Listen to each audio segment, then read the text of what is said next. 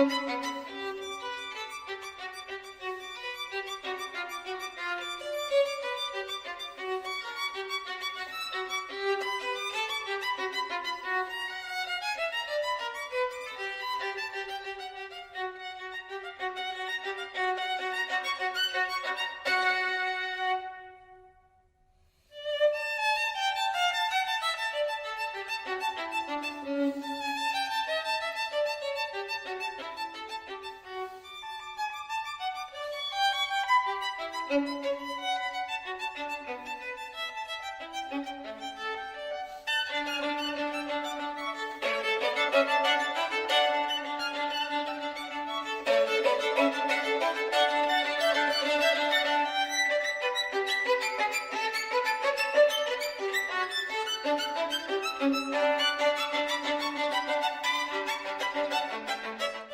everyone, hello, welcome. It is July 2nd, which means everyone's setting off fireworks as they have been for the past week and a half.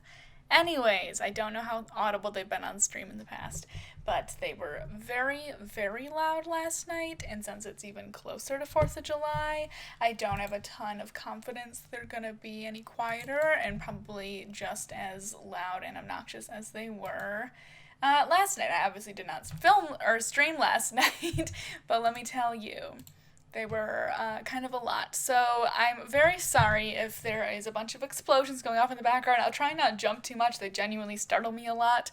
And also hopefully you cannot hear them too loudly. But if there's any loud booms or fizzling noises going on, non-canon. That has nothing to do with the show. But with that out of the way, hello, welcome everyone to episode 5 of season 2 of Traitorous Impulses. We are halfway through the season. We reached the mid-season mark last time. And now on episode 5, because there are 8 episodes in the season. If you're in the Discord and you want to look at the rest of the episode titles, they're all on the July schedule, which I just put up yesterday. We have 4 more episodes left, including this one in season 2, before we end Traitor season 2. Oh my gosh, I just got really nervous saying that. We're getting close to the end, but we have a lot of exciting stuff coming up to get into. This is an episode that I've definitely been excited for a while.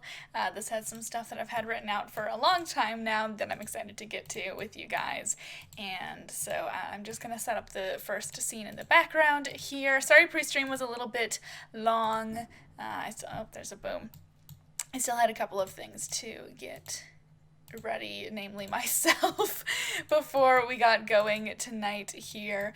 But we should be good now once I kind of get Sims going anyway. Sims was being a little bit slow there. I have restarted the computer in between the last stream and this one, but I tried to, if you noticed, I went live on stream for like 2 seconds and then shut it down really quick, and I was hoping that would count as like, oh, we went live!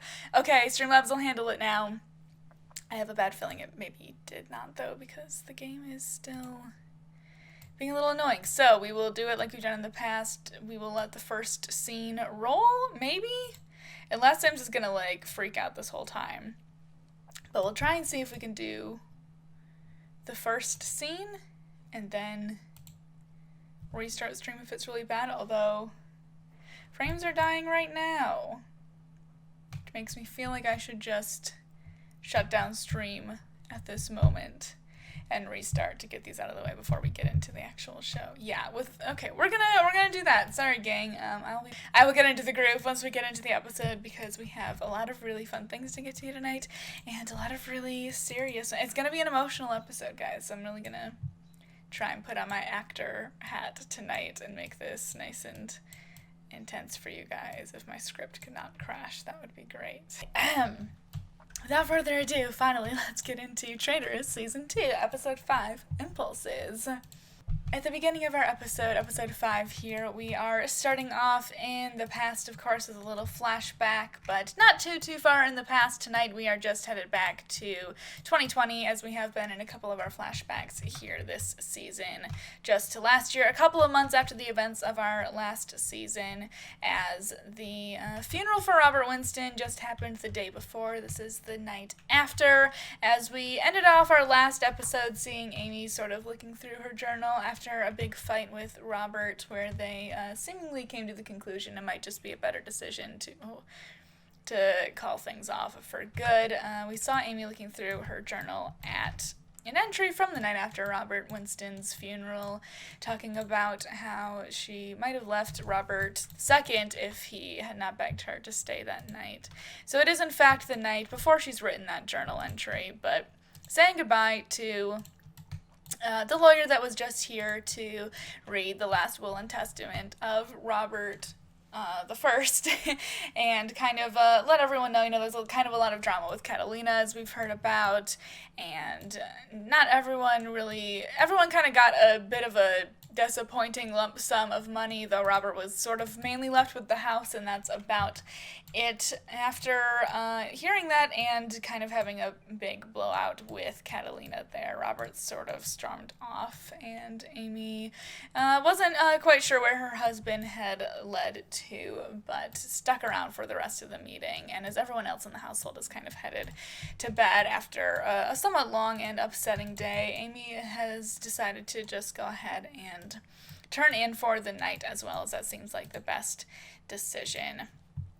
But actually, up in the bedroom, much to Amy's surprise, as she walks in and doesn't see anyone in the room, but does end up hearing a bit of a racked sob as the blankets are heaving over here, realizing that Robert is in fact in the bedroom and not and Rosa just kind of fled to up here when he left the meeting, as Aimi sort of startles when she notices him, Robert sort of collecting himself as much as he can and stepping out from the bed saying, "Oh, sorry, I didn't hear you come in." As Aimi says, I guess when you stormed away from the will reading, I figured you just left again." As Robert just kind of barks out a bit of a sad laugh there, saying, nowhere to go. House is really all I have left, isn't it? You heard the man, just continuing to sort of laugh in a bit of a dejected way at himself as they talk. Aimi sort of squinting at him, the bit of the delirious and upset state that he's in, and the slurred words saying, "Jesus, how much have you had to drink?" As she kind of scooches a little bit closer to him on the bed and wants to reach out to comfort him, but not exactly sure if that's the right move or if that's what he wants right now, or even the best way to comfort him at the moment, knowing there's a lot going on, and the two of them not really having spoken much since the gala. It's only been about a month, and Robert just kind of answering her question about drinks with "not enough," as she then asks, "Were you drunk during the reading?" As Robert just continues the bitter tone with, "Who's to say anymore?" As Aimi takes on a bit more of a serious tone herself, saying, "Robert, with your mother's history," him cutting her off with blah blah, "addiction runs in the family. I've heard it all before, Aimi." As Aimi is getting a little more irritated now, saying, "Listen, I just think," Robert sort of interrupting her again with, think. "I think we should all stop thinking for a little bit, since think or not, we all ended up getting fucked anyway, haven't we?" As Aimi just shakes her head, knowing she's not really going to get anywhere in this conversation at this point, saying, "You should get some rest. I'll be back in the morning." As Robert's face is sort of falls out of the more irritated look that he had on him back into a bit more of a crestfallen one, saying, "Are you going back to the hotel then?" As Aimi just sort of looks at her feet as she sort of brushes them across the floor, saying, "Yeah, back to the hotel, Robert." As he says that, home in the morning, sneaking in before the kids are up like we're teenagers. Aimi going, I guess I don't have to come back in the morning. As Robert immediately, almost cutting her off once again, says, "Don't Aimi just immediately replying, wow, I mean, as she starts to stand up, but Robert II grabbing her hand really tightly as she sits back down on the bed as he says, no, please don't do that. I mean, don't go to the hotel. You don't have to keep going to that stupid hotel. This is your house. I mean, this is your home. This has been your home for years, especially when you didn't have any other option. And I don't feel like it isn't just because I'm an asshole. As Aimi looks a little bit more sympathetically at him, starting with Robert, as he just kind of mutters to himself again with, please don't go. As Aimi awkwardly replies, I didn't think you wanted me to stay. As Robert sort of barks out another laugh, but even more dejected than the first one when she sat down with, God, of course I do. All I've ever wanted is for you. Is for you to stay. As Aimi, unsure if it's really the time for this conversation, but unable to kind of hold back since we're sort of going down this path anyways, as she says, I mean, you took off for a month. As Robert says, yeah, I know, and it was stupid, and I hated it every second, and I hate every second that you're at that hotel, and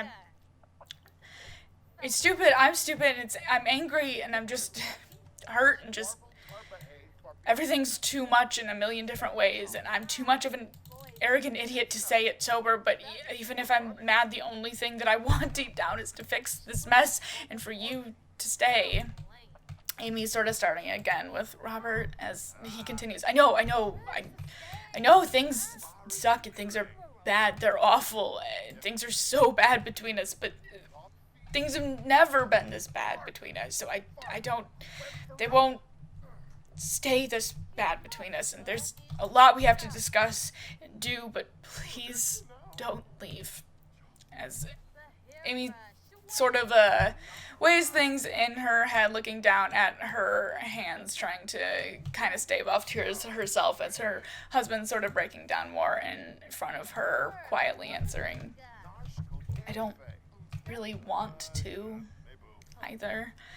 As Robert grabs her hand even harder than he's been holding it this whole time, saying, things are rocky, but you're still my rock, I promise, even if I'm too much of an asshole to remember to tell you. As Amy is really glad to hear that, since it's been kind of a long time, and this last month especially has been rough, and it seems like it's been forever since she's kind of heard from her husband that he does want her around, and knowing deep down that she, in her heart, does want to stay here with him too, and seeing how kind of wrecked I am here. Not sure what she'll wake up to in the morning, but believing that this is genuine, especially with how out of it he seems, as she says, okay. Robert kind of falling over and pulling her into a hug as he starts to break down into crying some more. Amy, upset to see her husband in such a state, of course, but kind of feeling a bit more happy or hopeful deep down than she had in a while at this point. Just hearing kind of his heartfelt pleas that he does still feel the same and does want her here. So we'll leave them to kind of hold each other in their arms for the rest of the night here in the past. We return to 2021 a little bit after our last episode. We're doing about a week time skip as people have been carrying on in their lives. You know, things have been moving along, and one thing that has definitely been moving along is wedding planning, of course. As we return to the wedding venue, things are definitely improving. We got, some more lights up and such. And over here, Brent and Jacob have just helped Rosalie move in this huge rose-covered archway for the wedding, as Rosalie's kind of standing over here, having them both just kind of adjust it, like fixing the position, both of them graciously helping her carry it, as it is quite a large and heavy piece, of course. Amanda kind of dictating, like, exactly where she wants it down here, but definitely, like, fawning over how gorgeous it has turned out, as Amanda kind of discusses with Rosalie, like, oh my goodness, you didn't have to ask your dad to carry that. I could have gotten Chris and Shakoba to get to it.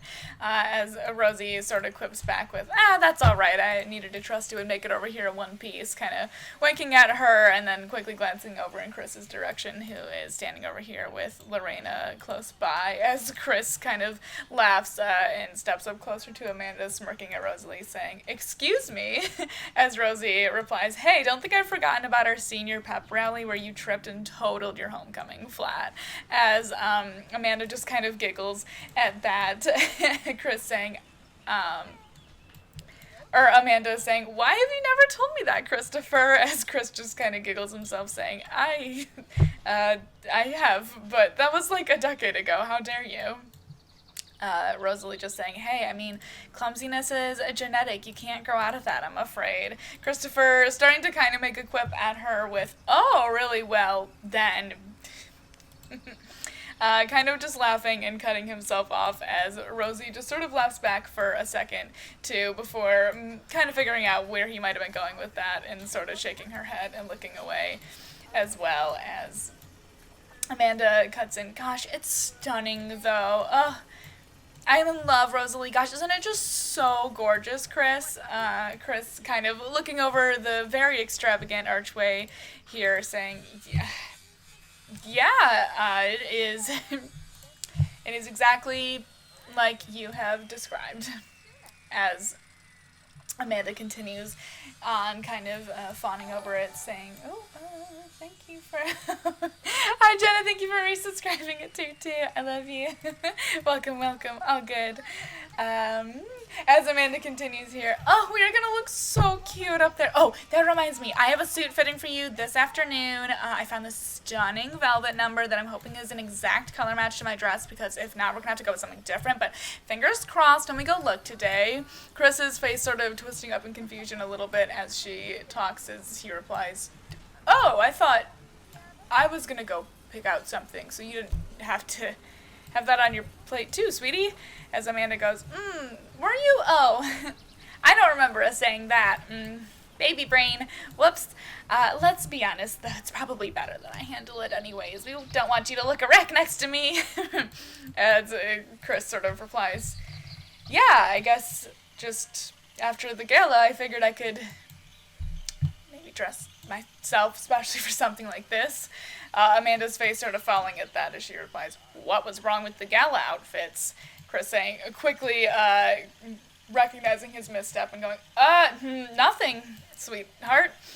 Amanda just sort of falling back in step really quickly with, besides, you always say that I'm better at this stuff anyways and refuse to give me any meaningful opinions. So, okay, this is the tailor. I gotta take this, as she pulls out her phone. It vibrating in her hand, kind of giving Chris a quick peck on the cheek. Let's see if I can quickly get her to actually do it in game.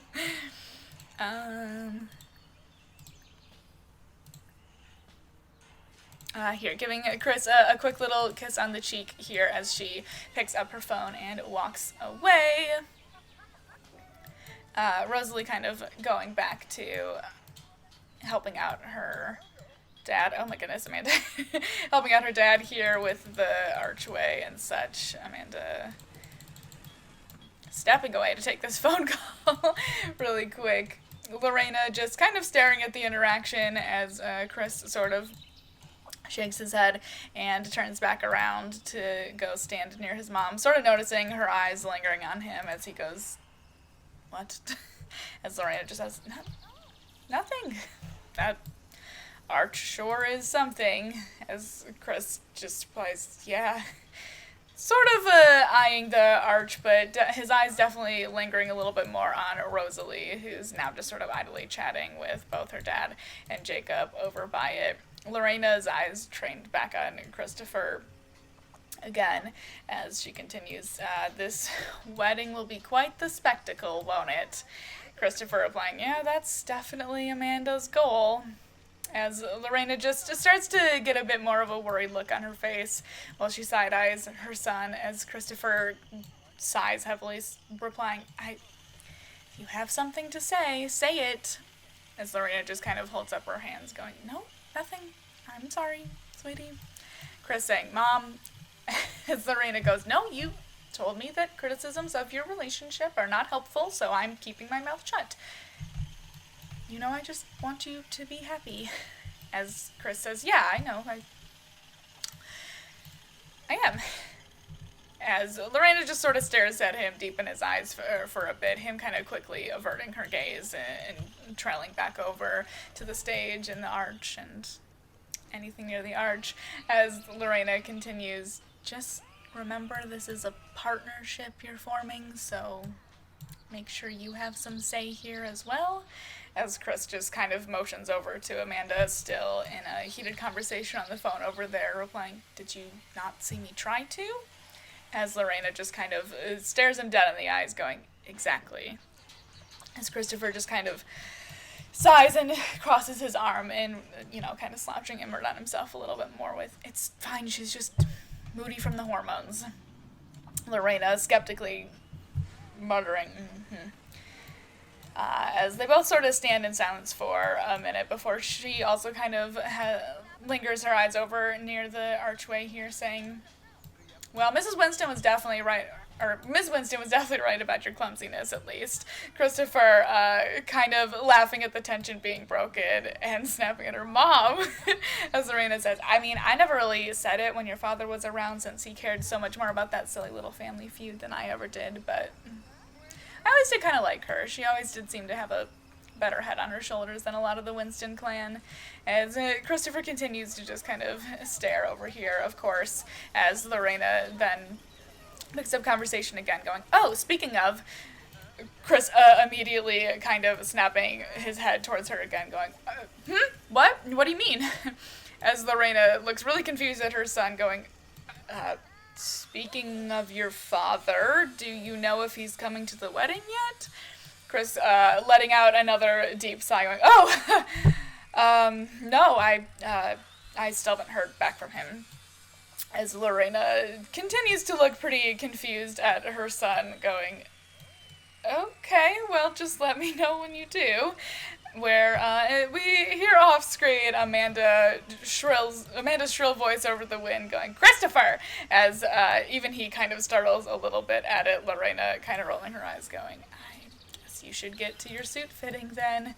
Chris going, yeah, as he throws a little wave at her and quickly jogs over to join Amanda over there. Lorena getting back to, folding programs, organizing stuff, helping out with wedding duties. Well, we'll join up with Rosalie, talking with Brent and Jacob over here at the arch still, as she's also kind of closing out conversation here, saying, all right, well, thanks again. It was a huge help. Brent giving her a little kiss on the cheek, saying, of course, baby girl, anytime you need, as Rosalie says. And it was nice to spend some more time with you, too, Jacob. As Jacob says, yeah, definitely. I mean, with how much your father sings your praises, I practically know everything about you, but it was nice to actually spend some time in person with you. Rosie kind of giggling and looking at her dad, saying, oh, as Brent just kind of waves off Jacob, going, he exaggerates, as Jacob is just kind of shaking his head no. Rosie laughing again with, I will take it over forgetting even the big things, so... Jacob kind of looking at his watch for a second, going, shoot, I gotta head out to this meeting. You sure you're good to carry the fountain pieces in, the two of you? As Brent just kind of brushes him off again with, yeah, we got it. As Rosie's like, yeah, no, all good. Thanks again for the help that you could provide. As Jacob's like, yeah, no, happy to help.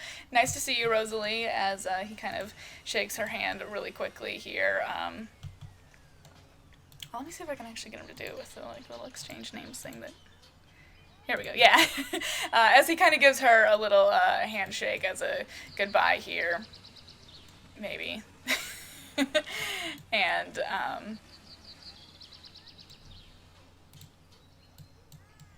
whatever. And then also sort of pulling Brent into, kind of one of those little, bro hugs, where you, clap on the back and such.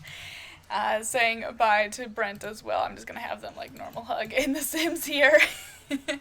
as he says bye to Brent as well, going, and I'll see you at home then, as he kind of bro hugs, but on the way like out of the hug, not really thinking about it a ton, just kind of placing a really casual kiss on Brent's cheek, seeming to sort of startle himself as they both pull back, Brent going, yeah, I'll see you at home, as Jacob also sort of looks like a deer in headlights, going, yeah, cool. See you then. Kind of waving and heading out off the stage as Brent just kind of looks after him for a second. Rosalie also just looking with eyebrows raised at her dad, saying, so, as Brent just says, let's go get those fountain pieces then? Rosie kind of squinting at Brent, saying, is there anything you need to tell me? As Brent just says, what do you mean? Rosalie going, so just like a little cheek kiss between bros then, as Brent kind of awkwardly and a little bit too forcefully laughs, like, yeah, you know, he's an affectionate guy, and I mean, you know I'm not gay, you know that, as Rosie says, so that's how he always says goodbye to you? As Brent, in a very high-pitched voice, just replies, as he kind of heads off into the direction of Rosalie's truck to grab said fountain pieces. Rosie is staring a little bit skeptically off at her father as she just sort of shakes her head and giggles as well, following along after him to also go grab supplies. So we'll leave everyone there to their wedding planning duties for the night. As we head back to the Winston Manor here, same day, later in the afternoon, early evening now, as both Robert and Aimi are over here at the kitchen table here, kind of similar to how we saw them in the first episode, with a handful of documents and files kind of open that they're poring over at the table here. I'm going to get them into a conversation. Let me just see if... Let me briefly just adjust the relationship in The Sims so they don't do as much autonomous flirting as we usually see them do, as they just kind of pour over these documents here a little bit somberly. Robert just sort of asking, since they've been at this a while here, Robert saying, and your big case, Aimi going, I know I keep saying it, but genuinely, I think we should be ready to take it to court soon, and it will help a ton. Robert going, and I mean, with Insurzo back on the rise, Aimi sort of like looking over some of the Insurzo documents, specifically at some numbers and stuff. This is a real episode of Gigi doesn't know business and things, but just roll with me. Aimi going, yeah, it's looking good. I don't know how quick we'll be able to cover the debt that's already accumulated, but hopefully if things increase steadily like this, even slowly, we can get back to a baseline soon-ish, although, I mean, these notes don't seem to be filled out in your handwriting. Aimi not able to really help her small little bit of paranoia that's sort of been forming in her here, as they're just going to continue to flirt. But Robert just sort of shrugging at the comment, kind of refusing to acknowledge it, as Aimi continues. I mean, I think that's about all we can cover on the financial front, so should we talk about the other thing? As Robert's face also sort of falls a little bit, saying, yeah, I guess we should. As Aimi pulls out a couple other bits of paperwork from her briefcase here and puts them on the table, saying, so, I have the papers right here. Robert going, oh, shouldn't we, discuss terms and custody? Or Aimi going, we will. I just, at least filed for the initial documentation. Robert going, yeah, okay. As he starts to just kind of look over it, saying, seems a lot more real in writing. Aimi sort of nodding along, going, yeah, I mean, you asked me to get these since I have easier access to this kind of stuff. Robert going, yeah, no, I know. Both of them sort of awkwardly sitting together in a bit of an uncomfortable silence here as Aimi pulls out a pen as well, going, so I just need your signature. Robert kind of getting distracted from the paperwork as he stares at Aimi going, are those the earrings I got you for our 10th anniversary? Aimi sort of startling at that and looking back over to him going, as she sort of reaches up to her ear and chuckles a little going, oh, yeah, I guess they are. I didn't really think about it this morning. Robert sort of giving a softer smile at her than she's gotten in a long time, saying, they look just as good on you as they did that morning in the Alps that I gave them to you. As they kind of share a sweet but sad smile between the two of them before he sort of shakes his head going, sorry, Aimi quickly replying, no, you're fine. As he kind of goes back to reading over things, sort of clicking the pen in and out while he kind of idly starts to spin his wedding ring almost subconsciously around his finger. Aimi noticing the motion and just kind of staring at it as she kind of feels tears start to form in her eyes. Robert just sort of making a joke as he goes, guess almost 2 decades is a pretty good run. Aimi kind of barking out a laugh through the tears that are clearly evident in her voice, which makes Robert kind of drop the pen and look up at her, seeing the tears kind of start to form. See if I can get her looking teary-eyed. Robert's eyes widening a little bit as he goes, are you okay? As Aimi goes, yeah, I'm fine. Him kind of pulling out his handkerchief from his pocket and handing it over to her, feeling himself sort of tear up as well as she goes, thanks. Kind of dabbing at her eyes before it can mess up her makeup. Robert sort of going back to fidgeting with the pen with, it's better for the children to stop pretending everything's fine. Aimi nodding along with, yeah, it is. Robert kind of continuing, and I mean, we can do this amicably. Aimi going, yeah, God, of course.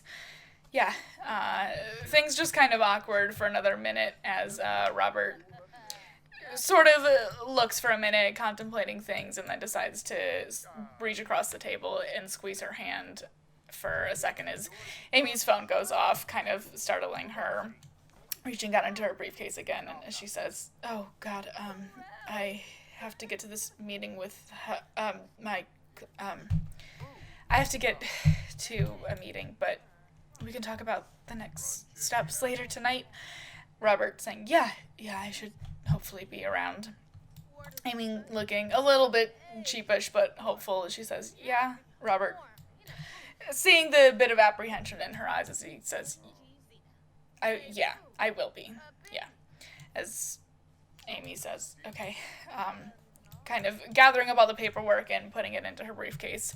Again, giving a little wave as she heads on off to her dinner meeting. We'll get her closer to the door here.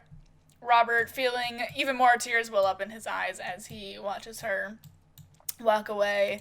Robert just taking a minute to himself to actually start to kind of cry and get a few of those emotions out before trying to collect himself, but having a bit of a hard time, not really hearing the back door kind of crack open as he sort of sits there with his head in his hands for a minute before somewhere, I don't know what door is coming through. There we go. Before Brent kind of walks in and sees his brother and immediately runs over to Robert going, hey, are you all right? As Robert kind of startles at hearing someone else come in and immediately like wiping the tears from his face saying, what? Yeah, sorry, allergies. Brent definitely knowing that's not the truth, but not wanting to pry any farther, going, okay, I mean, I'm here if you need to talk about anything? Robert just going, yeah, of course, it's fine. I'm fine. What are you doing here, though? As Brent says, well, if you have a minute, Julia wanted to talk to you. Robert just kind of replying, oh, as Brent kind of motions like out the window, and Julia also heads inside through a door. I don't remember where I left her. Julia also entering as she goes and gives her brother a hug. Robert just kind of replying, so what's up? Why the family meeting?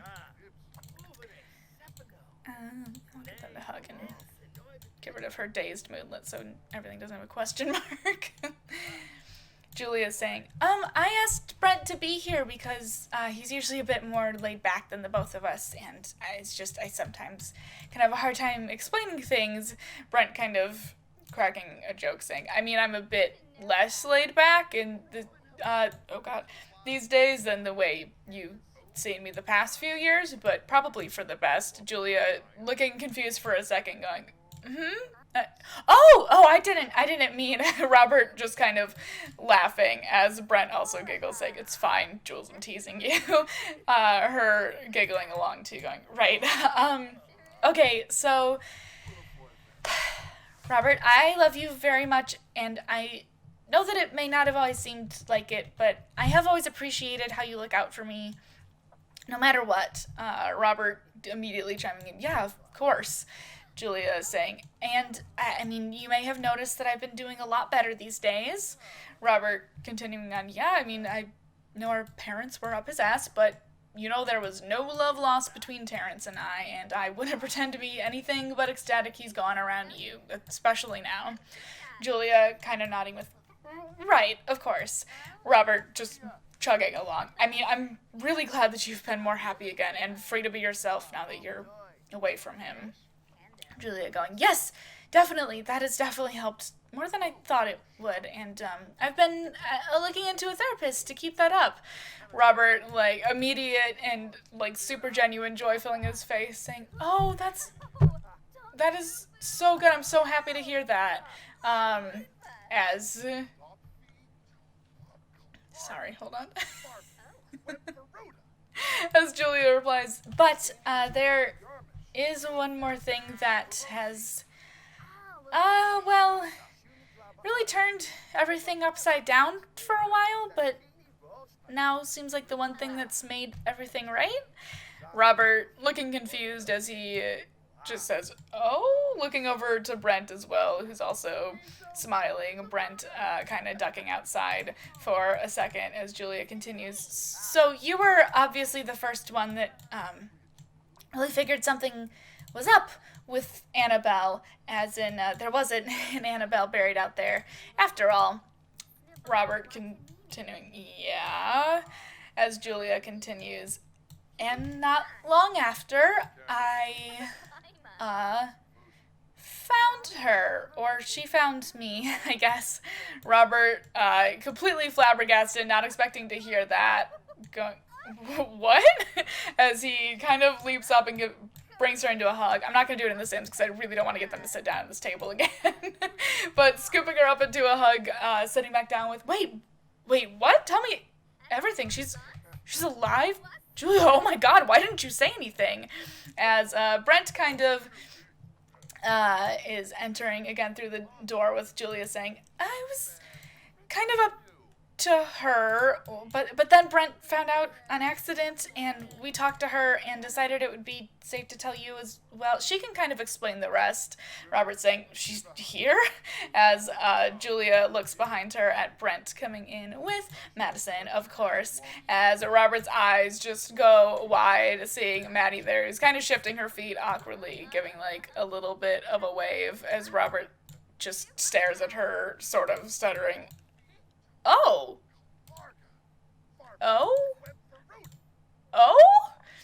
Brent just saying, yeah, that's how I felt too, as he takes a seat at the table again. Madison also coming over to take a seat following suit as Robert says, hi, Madison? Maddie just kind of going, hey, as Julia says, it's okay, sweetie, you don't have to be nervous. Robert kind of continuing, I don't understand. Brent saying, yeah, we don't really know either. Robert kind of turning to Julia a little bit quieter, saying, are you sure? As Julie immediately shuts him down with, yes, she's very smart and precocious young girl and went and got a DNA test herself and figured out that I was her mom. Robert just kind of continuing to sputter, but how? Madison just kind of chiming in herself with, beats me. As Robert says, it's, nice to meet you as my niece then, Madison? As Madison says, yeah, that's what I've been going with for now still, since that's what I'm used to. Julia, sort of turning to Robert, more serious, though, and saying, you can't tell anyone, though. As Robert just says, Julia, Maddie kind of chiming in exasperatedly at that, though, saying, Marissa is a bitch and she will kill all of us if she finds out that I know who my mom is, and especially if she learns that my mom is a Winston. Julia's eyes widening a little, going, Maddie, language, and she has still raised you. I guess I kind of owe her a thank you for keeping you alive all these years. Robert kind of turning to Madison as Julia talks, and her train of thought wanders off a little bit, but Robert kind of turning to Madison as Julia talks and sort of mouthing, it's okay, she is a bitch, as Brent's just kind of sitting there nodding, making Maddie giggle a little bit, as Robert pulls Julia back into the conversation going, yeah, of course, you have my confidence, but I think we need to figure out a little bit more about how exactly this happened. And so, with that knowledge at least out to the Winston siblings here, we will leave them be to kind of continue that intense conversation and catch up with each other. Our last scene for the day, it has been in the episode, evening time here at the mall, but we are not headed up to the Power Up Smoothie Bar as we were last time that we were here at the mall in town. We are just headed to the general food court here, where we see Samantha and Callie yet again, but not in their work uniforms, just kind of hanging out. Seems not unmuted. Both girls just kind of hanging out, chatting at the food court and such, as Callie is saying to Samantha, well, I'm going to miss you on those boring afternoons, but you're definitely not the kind of girl that should be working at Power Up Smoothie Bar for much longer than you already have been. As Sam says, hey, you aren't either. You're so smart and nice, and hey, you have your braces off now and everything. Callie just kind of like giving a couple little model poses, both of them giggling. As Samantha says, plus we have at least all of summer until college starts, and we can hang out whenever. As Callie seems a little bit sheepish, saying, true, if you want to, as Samantha kind of notices her anxiety and reaches her a little bit with, oh my god, of course I do. Callie just sort of smiling at her before changing topics with, so you were able to get the tickets then? Samantha saying, yep, just under the wire, and I literally only have $50 left in my power-up funds, but everything is all set up. The two of them are chatting, though the conversation is a little bit interrupted by a nasty, more masculine voice kind of cutting through the general mall chatter and ambiance, saying, ugh, even when I'm on a date I have to see your stupid face. As Samantha rolls her eyes to look up to see Dylan here with Quinn. Quinn kind of jumping in with, she's like a curse. Once you start talking to her, the stench of her mediocrity never leaves you. Guess that's why you're a good friend candidate, Smelly. She can't really drag you down any further. As Samantha just sort of slams her fork down, saying, can we help you? As Quinn just sort of giggles again, going, ew, maybe by leaving. As Dylan says, I think you proved on prom night that you can't be much of a help. Quinn just sort of cruelly cackling in the background here as Samantha narrows her gaze even further at Dylan, going, what? As Callie just kind of whispers over to her, they're not worth it, Sam. Remember, that's why you left them behind. As Quinn sort of snaps at Callie this time, going, watch it, dork. Bold to say that she left us. Like, we didn't drop her loser ass the second she sprinted out of prom like a toddler. Samantha just saying, we're all out of high school now, so let's just leave it in the past, okay? as Quinn turns her gaze back to Sam, saying, spoken like someone who ruined their experience in the home stretch. Besides, my baby's been out of high school for a couple of years now, grossly, sweetly, kind of clinging on to Dylan here as he's got a bit, like, his suave smirk on his face. Samantha sort of retorting, yeah, because he got arrested, as Dylan just says, jealous my brother isn't as sexy and worldly as me. Samantha almost audibly scoffing, going, hardly, as Dylan says, right, sorry, he's the one looking for someone with more experience. Samantha taking the bait and going, what are you talking about? As Callie just says, Sam, let's go. As Quinn kind of goes, I tried to warn her, Dilly. Dylan going, I mean, he hasn't been spending much time with you lately, has he? As Samantha just goes, yeah, he's busy. Just like me. As Dylan goes, nah, not too busy to be talking to other girls. As Samantha tries to keep her cool, but can definitely feel a bit more irritation and that sort of insecurity and anxiety bubbling up in her, as well as she defends, who, like, Callie? I met her, and she's cool and nice, and I went to a party with them the other week, and everything's fine. They're friends. He's allowed to have friends.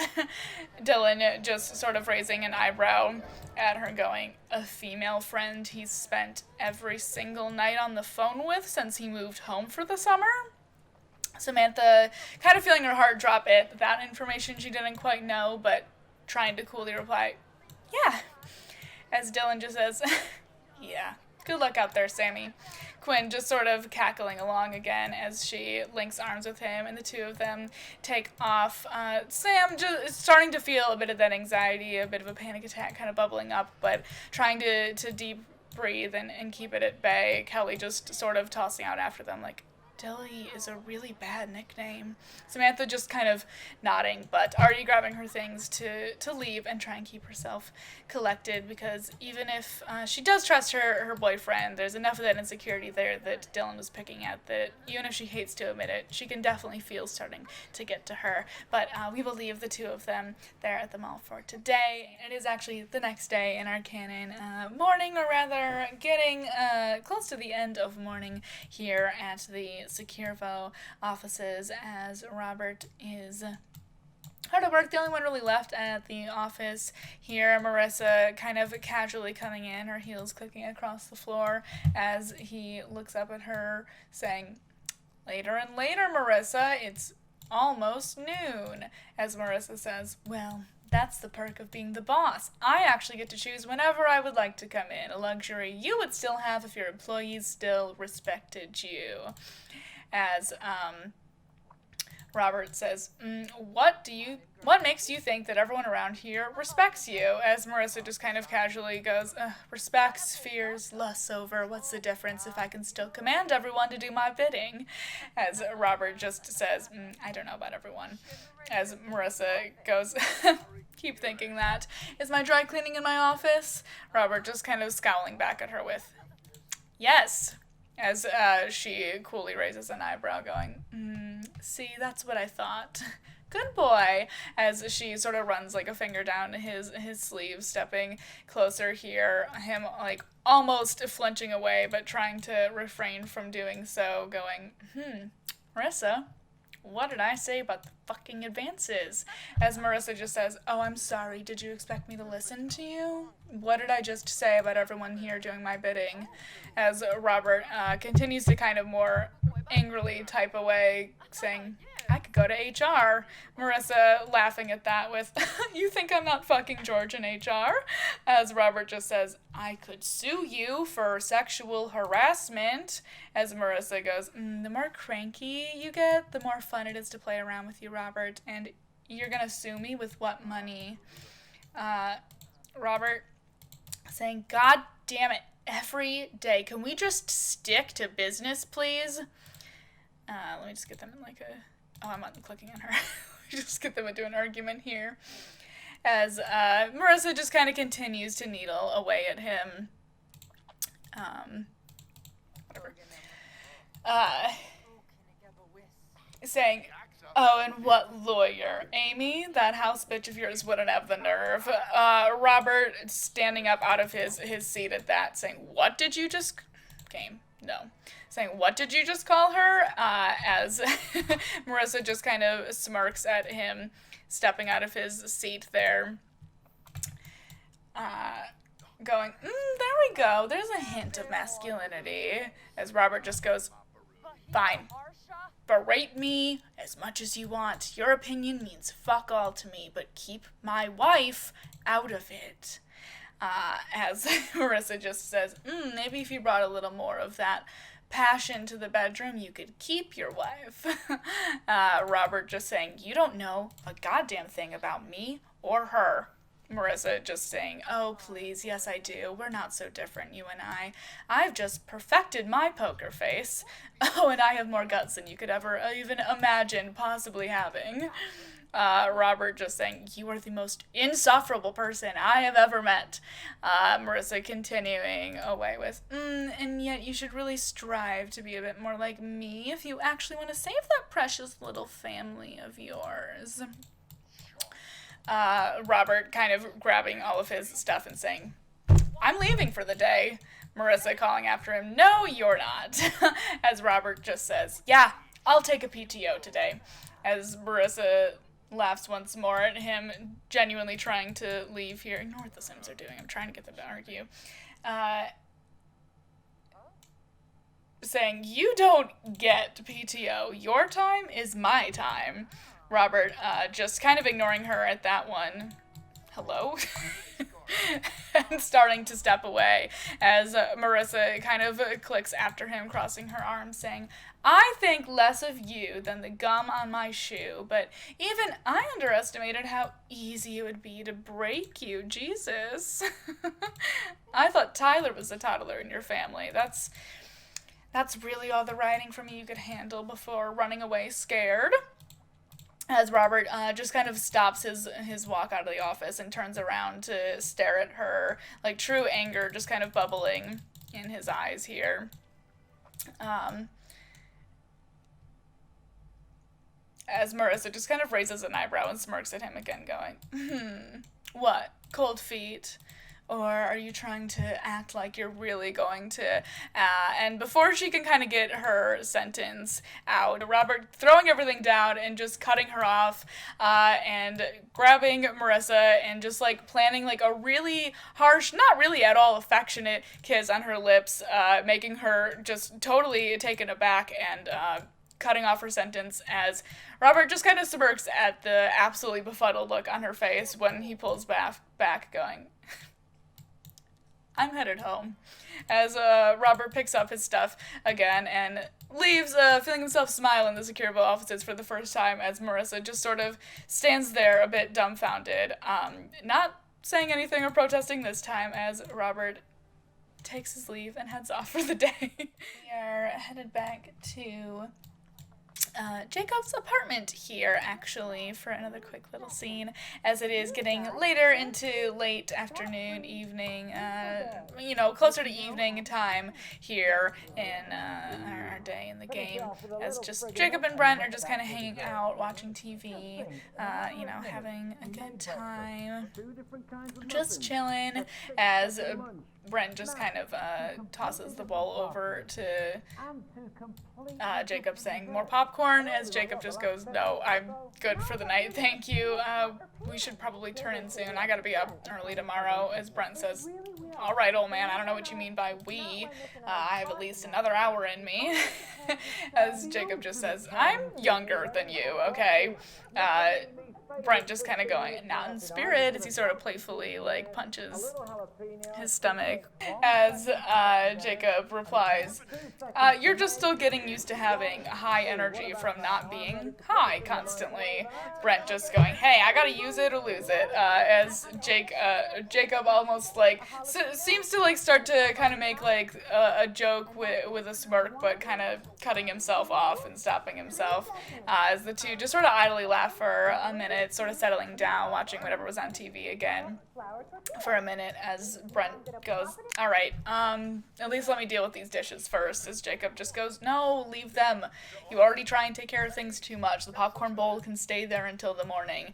Kind of just like patting Brent's knee affectionately, really quickly and briefly as he speaks there. Just sort of Brent kind of laughing along, but unable to ignore like how much he notices Jacob's hand on his knee, as Jacob seems to have kind of like left it there without really noticing. Brent sort of looking over at Jacob's face as he finally stops chuckling and looks over to see Brent staring at him. Brent kind of lost in thought, though, as he kind of licks his lips unconsciously. Jacob's eyes, like, flitting down to catch the motion, though, just kind of noticing that he's really deep in thought, and Jacob absently squeezing Brent's knee again. Brent, realizing that his breath kind of hitches in reaction, though, sort of starting to move closer to Jacob, which kind of confuses him, but going along with it as he starts to kind of lean in as well before Brent's eyes kind of widen and he jerks back, Jacob sort of pulling his hand away. A lot more cognizant of it as well now as Brent sort of shakes his head going, yeah, you're right.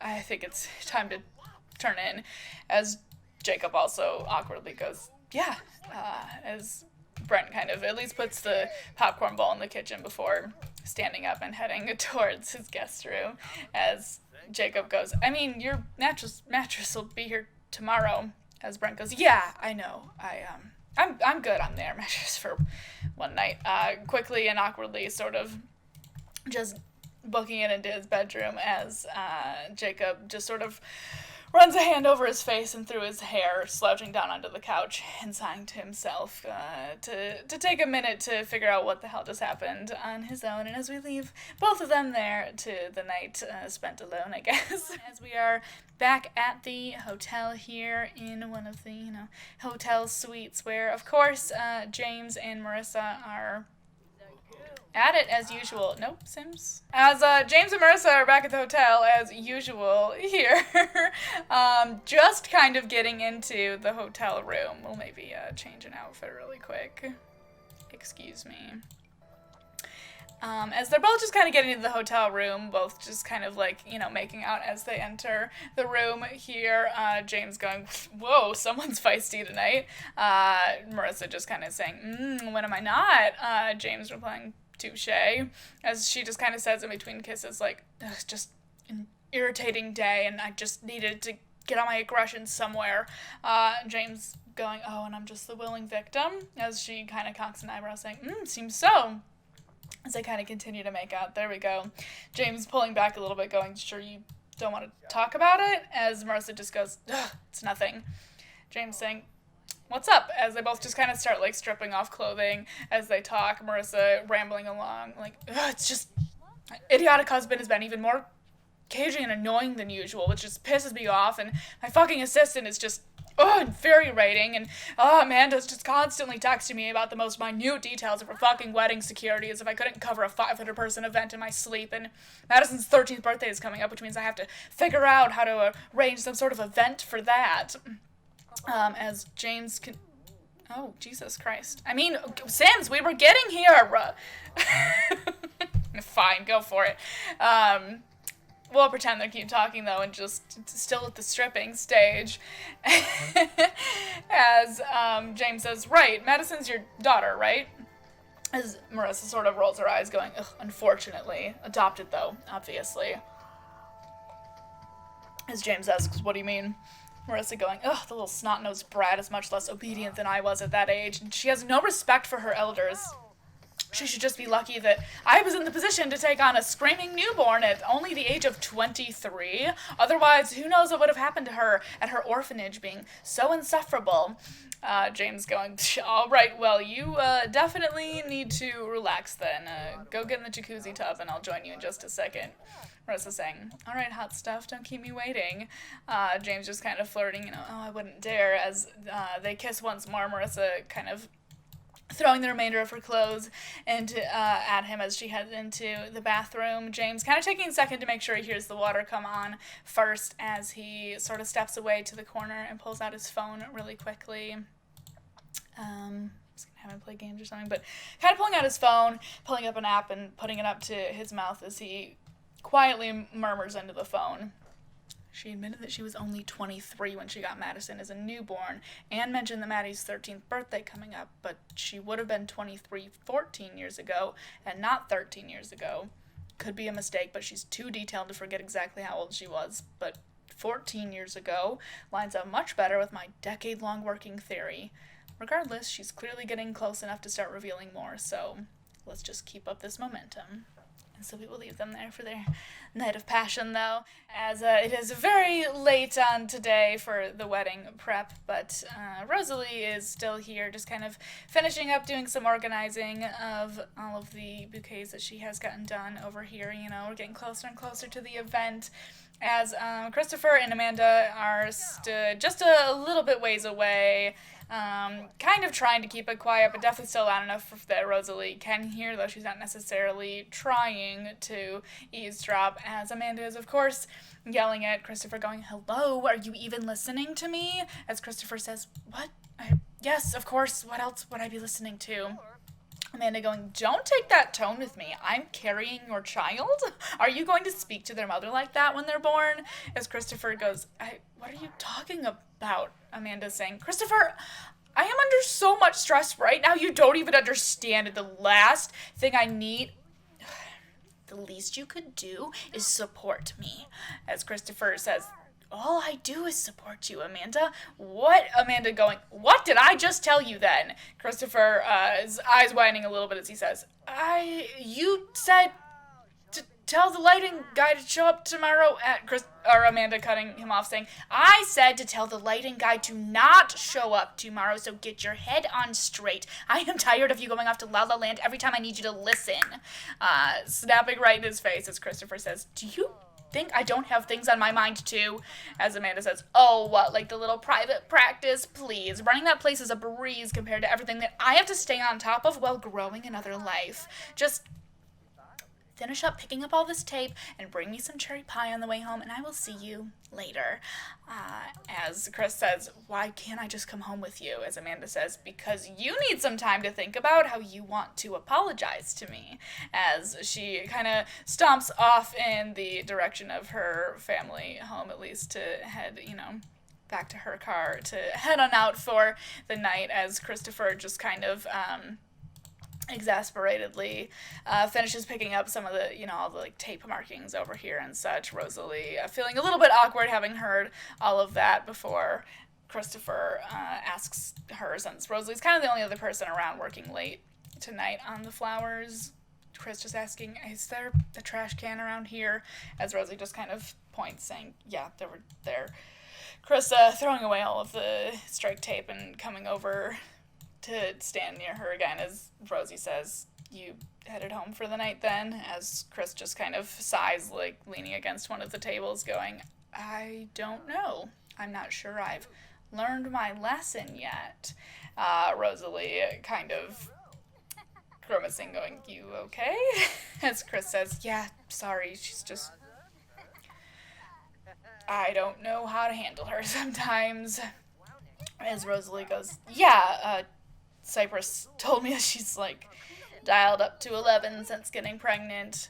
As Christopher kind of laughs, going, "Yeah, that's a way to put it. You headed home too?" Rosalie going, "Yeah, I just finished organizing all this, so I was headed out." Chris kind of looking over it in awe for a minute, going, "It looks amazing. You're doing an incredible job." Rosalie sort of taking the compliment, just replying, "Thanks." As Chris says, "Do you need a ride home then?" As she goes, "Nah, I drove here," kind of motioning to her green pickup truck off to the side. Christopher going, "Right." I promise the clumsiness doesn't translate to driving, but Rosalie just kind of quipping, "Oh, so you admit you're clumsy." As Chris just says, "Oh, only in private. I just can't have my name slandered in front of everyone like that." Rosalie saying, "Oh, everyone, like your fiance and your mother." As Christopher says, yeah, exactly, highly regarded company. Rosie just kind of giggling along, going, oh, who definitely know that I'm right.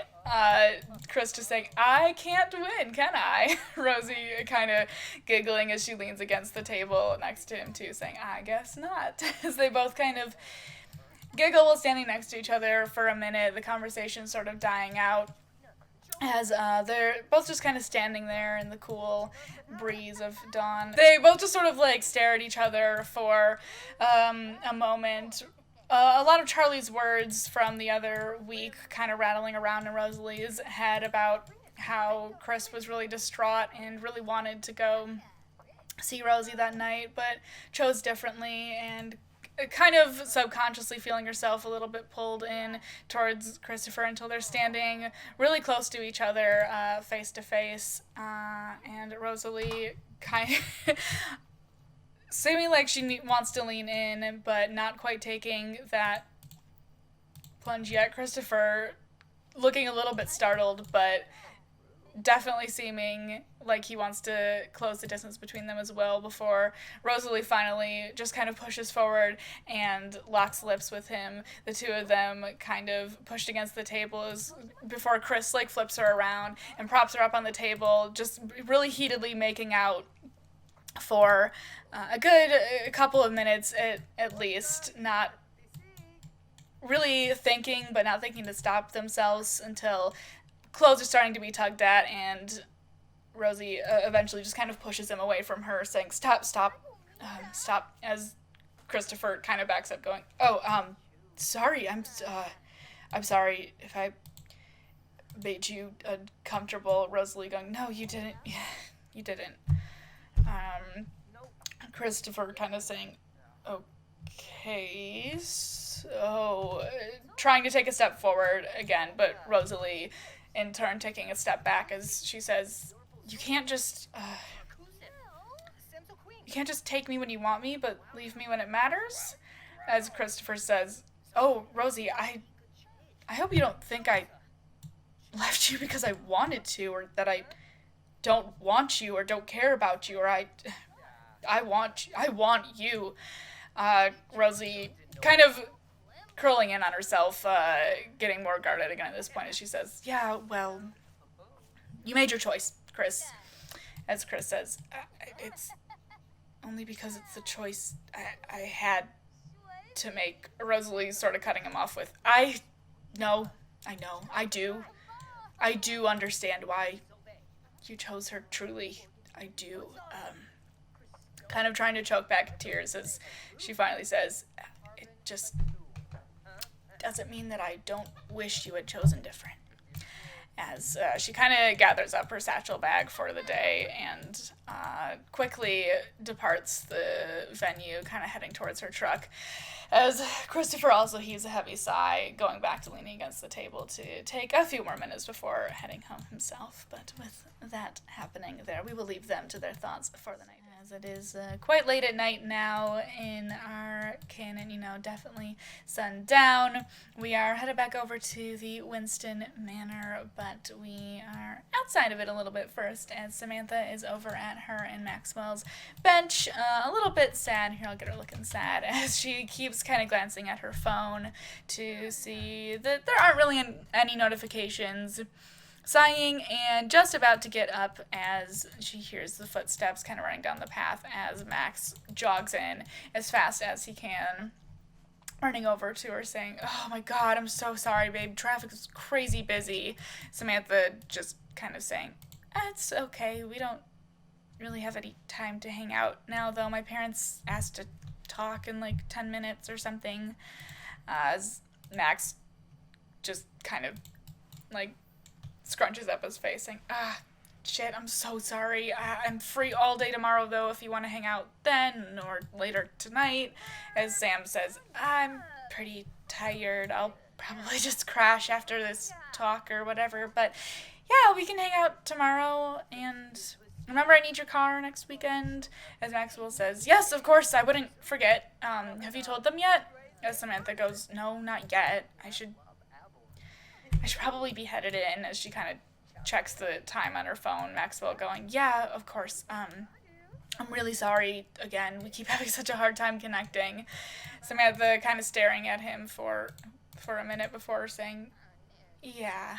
The two of them sharing a really tight hug as goodbye really quickly. Kind of holding each other in a tight embrace for a minute, but as she kind of pulls back from the hug being so close to him, she sort of notices that there's like a little smudge of red lipstick near the edge of his mouth, and before she can kind of stop herself or process it, like leaning up with her thumb to sort of smudge it away and look at it on her thumb, Max's eyes just going super wide as he sees that on her thumb. Fine, they're not gonna hug. Sort of staring at it for a minute as Sam kind of smears the lipstick between her fingers, Max going, my mom kissed me before I left, and I tried to wipe it off, but I guess I didn't get it all, you know, her red lipstick, as Samantha goes, oh, okay. Max just kind of awkwardly going, I'll call you tomorrow to figure out plans. Samantha just kind of nodding as she stands brisk, him giving her a quick kiss on the cheek before heading back to his car himself. Samantha briskly walking home back into the house, feeling that insecurity continue to bubble up and the anxiety get more and more intense as she really doesn't want to believe that there's anything going on or that Maxwell would do anything to her, but finding it harder and harder to believe as his lie it could be believable perhaps if he didn't act so awkward about it, but not feeling confident and not really knowing what to expect as she enters the house either, but really trying to steel her nerves and keep any panic down as she heads inside. It's starting to rain outside, heading back into her family home, of course. If I can get her to hurry up, there we go. Heading on inside and seeing that both of her parents are stationed in the living room, standing in front of the couches. Chadwick already sitting on the couch here as she feels nerves of a different kind for a different reason, kind of bubbling up in her stomach as she stops over and sits down on the couch saying, what's going on? As Aimi, kind of wringing her hands, replies, we just want to talk about something with you guys. Giving them time to settle in.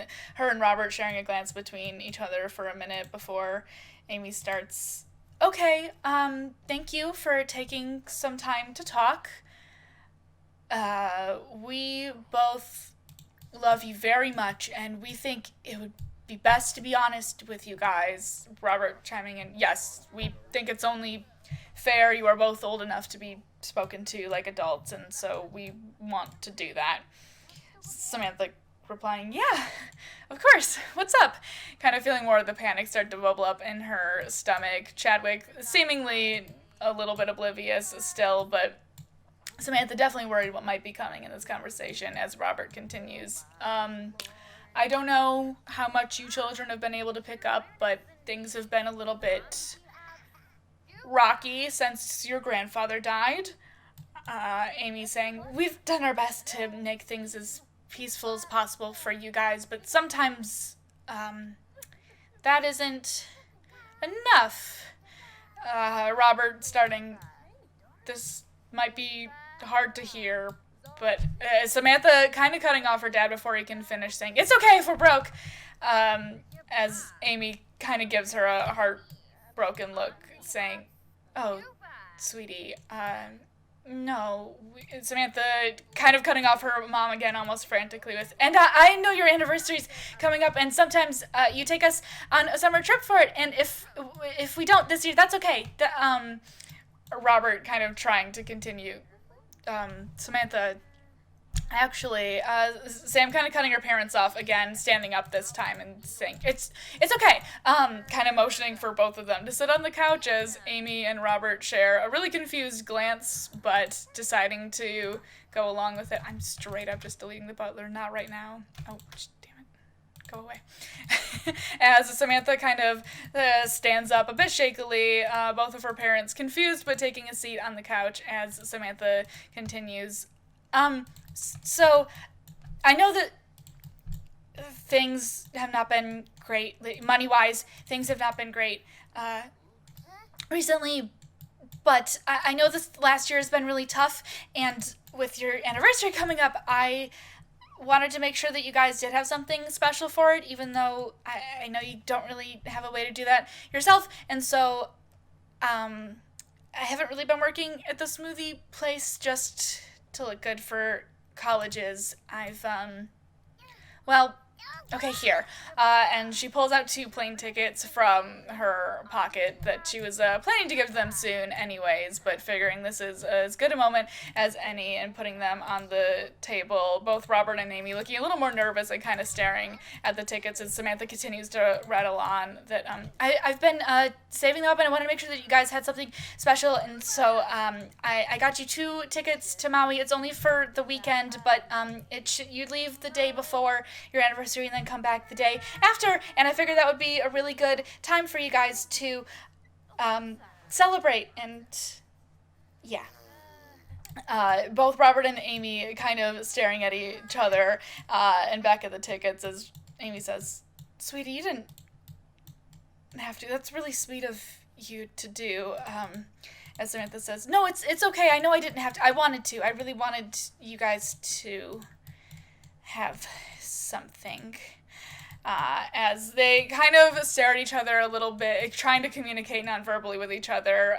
Chadwick just kind of oblivious to any awkwardness or tension here, seeming excited for them, but Aimi and Robert looking back and forth between each other, doing their best job to communicate silently, sort of sharing a few looks as Samantha anxiously waits in front of them before Robert finally heaves a deep sigh and says, well, that's incredibly kind of you, sweetheart, and I guess we're stopping for a moment to share another look with Aimi as she also looks back, understanding seeming to come to both of them in their eyes, Aimi kind of finishing his sentence with, I guess we're going to Maui. Samantha also letting out a huge breath that she didn't realize she was holding in, as it's still a little bit tense, but it seems Aimi and Robert II are headed on an anniversary trip after all. But as we leave them there, we are headed over to another location we have seen, but only briefly and not in this context, as we head back to the Boys and Girls Club. We saw downstairs before, but today we are headed upstairs for our last scene of the night in an area we haven't seen, but there's a lot of people rifling in, as today the Boys and Girls Club is the venue for the Drug Addicts Anonymous meeting. With a lot going on in his life and a lot of things swirling around in his head, Brent has decided that since it's a little bit turbulent, it'd probably be a good idea to go to a meeting just to make sure that he's got his head on straight and that he's, feeling stable. He sees most of the regulars coming in, wandering about, but as he just sort of waits for the meeting to start, standing against the wall here, another person enters that he has not seen at these meetings before, looking very disheveled, very grungy, a bit chubbier than before, but despite the unkempt appearance, the unmistakable face of Justin II, who has been a bit absent in the past year, but has now turned up at the Drug Addicts Anonymous meeting, mistakenly grabbing a cup of coffee. But as we leave Justin II to enjoy his terrible coffee and Brent to squint at the face that he recognizes but is a bit surprised to see here, we will leave them for the night. So perhaps not the most flashy or surprising cliffhanger again this week, but setting up another fun flashback for the next episode, as we're really getting into the meat of things here in the last few episodes of the season. Don't worry, we got some banger of some cliffhangers coming up for you in these last 3 episodes, and so I hope you are excited and I hope you enjoyed nonetheless. As always, when I'm done with these endings, I don't remember exactly what I said here, but thank you so much for watching. I hope you enjoyed the episode. Make sure you're in the Discord if you want to see the recaps, and make sure you tune into Twitch on July 9th for the 6th episode live, episode 6 Revelations. If you would like to be there for it live, make sure you tune in at 9 p.m. Eastern on July 9th for that. Otherwise, thank you so much for watching and supporting me as always. I love you very, very much, and I hope you have a wonderful rest of your night and a beautiful rest of your week, and I will talk to you later, cuties. Night-night.